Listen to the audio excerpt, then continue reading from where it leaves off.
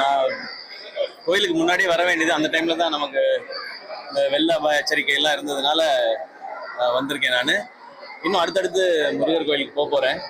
அடுத்து திருப்பரங்குன்றம், பழனி எல்லாமே இருக்கு. ஸோ அதனாலதான் அப்படியே பரபரப்பா போயிட்டே இருக்கோம். அறுபடை வீடும் பார்க்கணுன்றது ரொம்ப நாள் ஆசை. ஒரே டைம்ல பார்க்கணுன்றது, அதுக்கு தான் இப்படி ஸ்டார்ட் பண்ணிருக்கேன். அது இப்ப திருச்செந்தூர் வந்திருக்கேன் நான். ரொம்ப மகிழ்ச்சி. எப்ப இங்க வந்தாலும் ஒரு மனசுக்கு ஒரு ரொம்ப பாசிட்டிவா இருக்கும். அது அமரன் வெற்றிக்கு நன்றி சொல்ல வேண்டியது ஒரு முக்கியமான கடமையா இருந்தது. அது இல்லாம இன்னும் நிறைய வேண்டுதல்கள் இருந்தது. எல்லாம் முடிச்சிட்டேன். ரொம்ப திருப்தியா இருந்தது. நன்றி. இங்க கோயில் நிர்வாகத்துக்கும் நன்றி.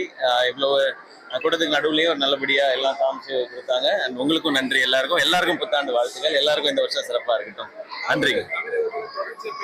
இல்ல நான் அதெல்லாம் எதுவுமே இங்க பேச வேண்டாம்னா, நான் சாமி கூட வந்திருக்கேன்.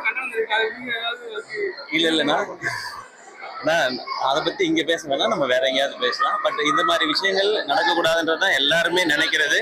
இதுல நான் முக்கியமா நினைக்கணுன்றது, காவல்துறையா அவங்களுடைய நடவடிக்கை செய்யறாங்க, அது எல்லாமே சரி. பட் இதுல பாதிக்கப்படுற பெண்கள் பக்கம் தான் நம்ம எல்லாரும் நிக்கணும்னு நினைக்கிறேன். அவங்களுக்கு முழு தைரியம் இருக்கணும்.